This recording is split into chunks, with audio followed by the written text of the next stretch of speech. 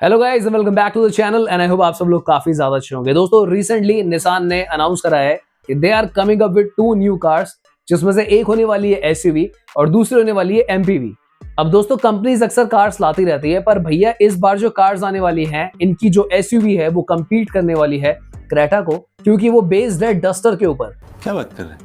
और साथ ही में निसान जो है ट्राइबर की एक कॉपी निकाल रहा है। जी हाँ, जो रेनो की ट्राइबर आती है उसी के ऊपर एक बेस्ड अपनी खुद की एमपीवी निकाल रहा है, जो कि 7 सीटर होने वाली है। आज की वीडियो में दोनों कार्स आपके आगे खोल के रख दूंगा। बिल्कुल क्या प्लेटफॉर्म है, क्या सीन है, क्या टेक्नोलॉजी यूज हो रही है, क्या आपको इन दोनों कार्स के लिए वेट करना चाहिए, क्योंकि इन दोनों में से एक कार तो 2025 में ही लॉन्च हो रही है और दूसरी कार 2026 के मिड या फिर फर्स्ट क्वार्टर के अंदर लॉन्च हो सकती है। तो चलिए फटाफट से स्टार्ट करते हैं एंड शेयर करते हैं कि क्या नया है इन दोनों कार्स के अंदर। तो आप लोगों को इस कार की इमेज स्क्रीन पे नजर आ रही होगी, ये है निसान की ट्राइबर। बेसिकली इस कार का नाम क्या रखा जाएगा, इसके 2-3 ऑप्शंस अवेलेबल है, बट एग्जैक्टली कुछ अभी फाइनल हुआ नहीं है।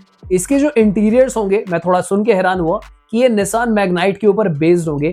काफी सारी चीजें जो है निसान मैग्नाइट से बोरो करके इसके इंटीरियर में लगाई जाएंगी। इस कार का जो प्लेटफॉर्म होगा ऑब्वियसली बिल्कुल सेम होने वाला है, क्योंकि रेनो निसान एक ही कार प्लेटफॉर्म को यूज करते हैं। तो जो प्लेटफॉर्म ट्राइबर में यूज हुआ है वही प्लेटफॉर्म एग्जैक्टली जो है यूज होने वाला है इस न्यू निसान की 7 सीटर कार में। सो लेटेस्ट न्यूज के अकॉर्डिंगली जो निसान के अंदर टच स्क्रीन यूज होता है, स्टीयरिंग व्हील, इनफैक्ट यहाँ पे जो गियर लीवर है वो भी निसान मैग्नाइट वाला ही यूज होने वाला है, और जो अपॉस्ट्री की क्वालिटी है वो भी आपको एग्जैक्टली मैग्नाइट वाली ही इस न्यू 7 सीटर एमपीवी में देखने को मिलेगी। इस कार के अंदर आपको 7 इंचेस का टीएफटी क्लस्टर मिलेगा और 8 इंचेस की टच स्क्रीन मिलेगी, जिसमें एंड्रॉइड ऑटो और एप्पल कारप्ले अवेलेबल होगा। यहाँ पे अगर हम बात करें कार के इंजन ऑप्शंस की, तो देयर इज अ पॉसिबिलिटी कुछ लोगों को सुन के अच्छा लगे बट कुछ लोग डिसअपॉइंट हो जाएं, but this is gonna be exactly the same engine, वही 1 लीटर वाला। और प्रॉब्लम ये है कि यहाँ पे आपको इनिशियली नॉन टर्बो ऑफर करी जाएगी ये एमपीवी जो निसान की आने वाली। सो इन शॉर्ट अगर जनरल टर्म में देखा जाए तो जो कार एग्जैक्टली ट्राइबर आ रही है, सेम कार आपको मिलेगी अब निसान के अंदर, वही जो मारुति और टोयोटा वाला सीन चल रहा है। और दोस्तों मुझे लगता है यहाँ पे थोड़ी सी प्रॉब्लम जो इस कार में मुझे लग रही है, लेट्स अज्यूम कि जो फ्रॉन्क्स है, अगर फ्रॉन्क्स ही फ्लॉप होती तो टेजर कैसे बिकती। बात तो सही है। तो यहाँ पे प्रॉब्लम ये है कि जो ट्राइबर है वो कोई बहुत ज्यादा हिट कार नहीं है, इट्स एन एवरेज कार। तो सेम चीज जब आपको निसान में मिलेगी, सो आई एम नॉट श्योर कि क्या नया या फिर क्या खास हो जाएगा यहाँ पे। पर एक जो अच्छी चीज आपको यहाँ पे देखने को मिलेगी कि इसकी जो ओवरऑल सेफ्टी है, जो बिल्ड क्वालिटी है या शीट मेटल क्वालिटी है, वो भी आपको काफी हद तक सिमिलर देखने को मिलेगी। सो लास्ट जो ट्राइबर की रेटिंग थी वो 4 स्टार थी, तो देयर इज अ पॉसिबिलिटी कि यहाँ पे भी 4 स्टार मिलेगा। अगर हम बात करें ऑटोमेटिक ऑप्शंस की, तो यहाँ पे आपको सिर्फ एएमटी मिलेगा, कोई सीवीटी या डीसीटी देखने को नहीं मिलने वाला। क्या इस कार के अंदर कोई 1.2 लीटर का इंजन आएगा या 1.5? तो नहीं दोस्तों, ऐसी कोई भी खबर नहीं आई है। ये सिर्फ 1 लीटर के अंदर आने वाली है, which is non turbo। सो इस MPV की जो मैन्युफैक्चरिंग है ऑलरेडी चेन्नई प्लांट में स्टार्ट कर दी इन लोगों ने। सो 2025 के अंदर ही इस कार का लॉन्च है, तो बहुत जल्द आपको इसकी बुकिंग भी देखने को मिलने लग जाएगी। अगर हम बात करें इसकी एग्जैक्ट लॉन्च डेट की, तो फेस्टिव सीजन के आसपास इसका लॉन्च रखा जाएगा, यानी कि धनतेरस दिवाली के आसपास डेफिनेटली ये कार आपको बुकिंग के लिए अवेलेबल हो जाएगी। यहाँ पर जो मेन प्लान निसान का है वो ये भी है कि ये लोग इस कार को एक्सपोर्ट भी करेंगे यहाँ से। So best wishes to Nissan की इनका जो एक्सपोर्ट का सीन है या फिर जो इंडिया में कार को सेल्स को बढ़ाने का सीन है वो अच्छा हो जाए, क्योंकि अभी सिर्फ मैग्नाइट ये लोग बेच रहे हैं। So this is not really good. So at this point of time Nissan का जो पोर्टफोलियो है वो काफी बड़ा नहीं है, एक मैग्नाइट ही है जो इनकी बिकती है। सो आई होप यहाँ पे जब ट्राइबर आ जाएगी तो थोड़े से नंबर इनके ऐड होंगे। क्या ये कार आपको सीएनजी में देखने को मिलेगी? नहीं दोस्तों, फिलहाल ये कार शुरुआत में आपको सीएनजी में नहीं देखने को मिलेगी। शुरू के कुछ महीनों में ये पेट्रोल पे रहने वाली है, बट निसान बहुत जल्दी प्लानिंग कर रहा है कि अब आपको मैग्नाइट सीएनजी में देखने को मिल सकती है, क्योंकि रेनो और निसान क्लोजली काम करते हैं। यहाँ पर अगर हम इनकी स्ट्रेटेजी देखें तो रिसेंटली रेनो ने भी सीएनजी को लॉन्च कर दिया है। सो यानी कि रेनो की कार्स अगर सीएनजी में अवेलेबल है, तो जैसे ही ये कार आएगी, मुझे लगता है लॉन्च के 3 से 5 महीने के बीच में आपको ये कार भी सीएनजी में देखने को मिल सकती है। पहले मैग्नाइट को सीएनजी में लॉन्च करा जाएगा, तो अगर आप काफी इंटरेस्टेड हो कि भैया मैग्नाइट सीएनजी में मिल जाए, तो फेस्टिव सीजन तक रुको। देयर आर पॉसिबिलिटीज कि आपको जो है सीएनजी में मैग्नाइट, और साथ ही में अगर आपको न्यू एमपीवी सीएनजी में चाहिए ये वाली, तो आपको आई थिंक 2026 के फर्स्ट या सेकंड क्वार्टर में देखने को मिल सकती है। अगर आपको काफी ज्यादा अर्जेंसी है, आप नहीं रुक सकते, तो आप ट्राइबर ले सकते हो। ट्राइबर सीएनजी ऑलरेडी अवेलेबल हो चुकी है। सो यहाँ पे आपको काफी मजा आने वाला है। नेक्स्ट बात करने वाले हैं इनकी नई टेरानो, जो कि डस्टर बेस्ड होगी और क्रेटा को राइवल करेगी। उससे पहले मैं आपको बता दूं, ये जो इनकी एमपीवी है, इसकी जो डिजाइनिंग है एग्जैक्टली ट्राइबर जैसे नहीं होगी। थोड़ा सा न्यू चेंजेस आपको यहाँ पे देखने को मिलेगा। यहाँ पे आपको नजर आ रहा होगा कि जो ग्रिल का पैटर्न है वो अलग है, एलईडी डीआरएल्स अलग है, और जो रियर टेल लाइट्स है वो भी काफी ज्यादा अलग रहने वाली है। सो फाइनली बात करते हैं उस कार की जिसको लेके काफी ज्यादा एक्साइटमेंट बनी हुई है। निसान डस्टर बेस्ड एक कार लेकर आ रहा है, जो होपफुली 4300 mm से 4500 mm के बीच में रहने वाली है। और इनका जो प्लान है एग्जैक्टली क्रेटा को कम्पीट करने का है। और ये जो कार है इसका जो नाम आया है कि देयर इज अ पॉसिबिलिटी कि इसका नाम टेरानो रखा जा सकता है। ये जो कार है दोस्तों CMF-B प्लेटफॉर्म पे बनी हुई है और ये जो प्लेटफॉर्म है दोस्तों ये काफी फेमस प्लेटफॉर्म है। अगर आपने रेनो की कैप्चर देखी हो एक कार थी या फिर निसान की किक्स देखी हो, वो भी इसी प्लेटफॉर्म पे बनी हुई थी। इनफैक्ट दोस्तों मित्सुबिशी की कार आती थी जिसका नाम कॉल्ट या कोल्ट था, तो वो भी इसी प्लेटफॉर्म पे बेस्ड थी। सो ये प्लेटफॉर्म जो है काफी पुराना है और काफी ट्रस्ट वर्दी प्लेटफॉर्म भी आप इसको कह सकते हैं। इस कार का जो लॉन्च है 2026 के फर्स्ट या सेकंड क्वार्टर में रखा गया है। तो निसान की जो स्ट्रेटेजी है काफी अग्रेसिवली कार्स ये बैक टू बैक लाने की प्लानिंग कर रहे हैं।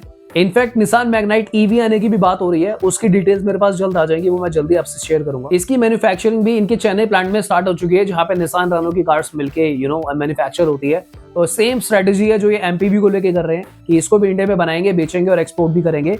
और क्रेटा तो कहने की बात है, इनका जो मेन टारगेट है ना, ये पूरे सेगमेंट को टारगेट करना चाहते हैं जो आपकी मिड साइज SUVs होती है, जहां पे आपकी ग्रैंड विटारा, एलिवेट, क्रेटा, इस तरीके की सारी कार्स को ये लोग टारगेट करने की प्लानिंग कर रहे हैं। दोस्तों अगर हम बात करें इस कार की डिजाइनिंग की, स्टाइलिंग की या फिर रोड प्रेजेंस की, तो ये बिल्कुल भी डस्टर जैसी नहीं होने वाली है। निसान की एक कार है निसान पेट्रोल, तो ये उसके ऊपर बेस्ड होगी। यहाँ पे आपको इमेजेस में दिखा देता हूँ। तो काफी सारी चीजें जो है इस कार से लोग बोरो करने वाले हैं। अगर इंटीरियर्स की बात करें या फिर एक्सटीरियर की, तो थोड़ा थोड़ा मिलता जुलता इसके जैसा हो सकता है, जैसा मैंने रीसेंट आर्टिकल्स में पढ़ा है। अगर हम इस कार के मेन फीचर्स की बात करें तो यहाँ पे आपको 10.1 इंचेस का इंफोटेनमेंट सिस्टम मिलने वाला है, 7 इंचेस का डिजिटल इंस्ट्रूमेंट क्लस्टर मिलेगा, 360 camera, rear AC went, automatic climate control और साथ ही में ड्राइविंग मोड्स भी देखने को मिलने वाले हैं। अभी फिलहाल निसान ने ADAS की कंफर्मेशन नहीं दी है कि क्या इस कार के अंदर ADAS आएगा या फिर नहीं आएगा।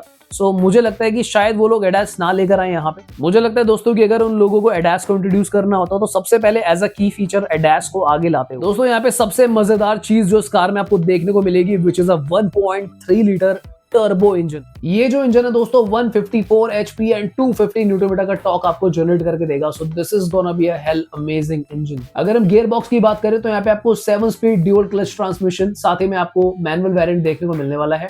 अगर हम बात करें ऑल व्हील ड्राइव की, क्या उसकी अवेलेबिलिटी यहाँ पे रहेगी या नहीं रहेगी, तो ये भी अभी पेंडिंग डिसीजन है, इसके बारे में कोई ऑफिशियल कंफर्मेशन नहीं आई है।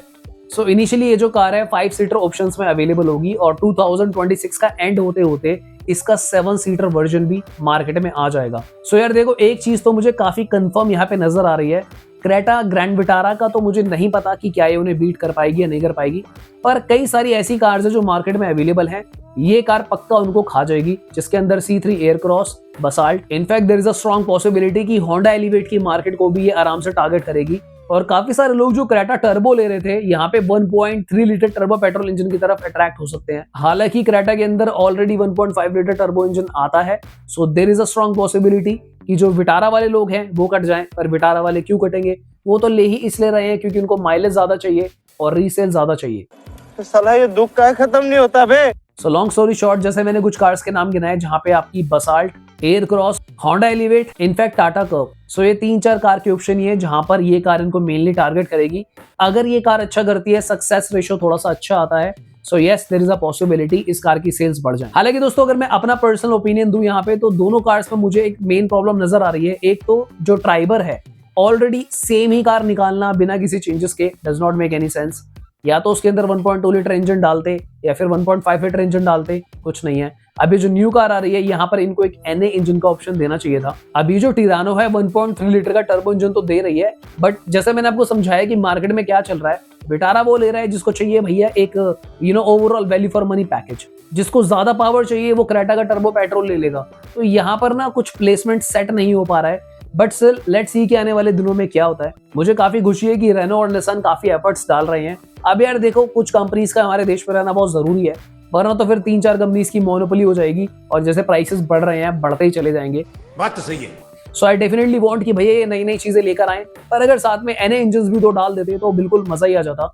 What do you think about it, comment करके जरूर बताओ। अब लास्ट में कई लोग सोच रहे होंगे कि भैया इनकी प्राइसिंग का क्या, रुके ना रुके, प्राइस तो बताओ। तो ऑफिशियल प्राइस तो अभी लोगों ने ड्रॉप नहीं करा है। तो यहाँ पे एक चीज तो कंफर्म है कि जो ट्राइबर है उसका तो प्राइस सेम ही रहने वाला है जो निसान में आएगी। उसका रीजन भी बहुत सिंपल है, क्योंकि प्लेटफॉर्म सेम है, सब कुछ सेम है, इंजन भी सेम है, तो प्राइसेस ज्यादा से ज्यादा 10-15 हजार यहाँ हो सकते हैं। वरना प्राइसेस को लेके कोई भी चेंजेस नहीं होंगे। पर दोस्तों यहाँ पर ये जो नया इंजन वाली आपको टेरानो देखने को मिलेगी, इसकी प्राइसिंग की अगर मैं बात करूँ तो मुझे लगता है 11.5 से 12.5 लाख रुपए के आसपास इसका बेस मॉडल ये लोग रखेंगे और अपर वेरिएंट इसका जाते जाते कहीं 16 लाख रुपए के आसपास लैंड करेगा। अब क्योंकि यहाँ पर इन्होंने एडैस कंफर्म नहीं करा, ऑल व्हील ड्राइव कंफर्म नहीं है, इनफैक्ट पैनोरामिक सनरूफ भी डाउटफुल है, और अगर पैनोरामिक सनरूफ आती है तो मुझे लगता है वो 14 से 16 लाख रुपए के बीच में तो आ ही जाएगी। तो मेरी तरफ से ये एक्सपेक्टेड प्राइस गेस है। What do you think about this car? Comment करके जरूर बताना। तो आज के लिए इतना ही, मिलते हैं दोबारा किसी और दिन। Thanks for watching, bye bye, take care.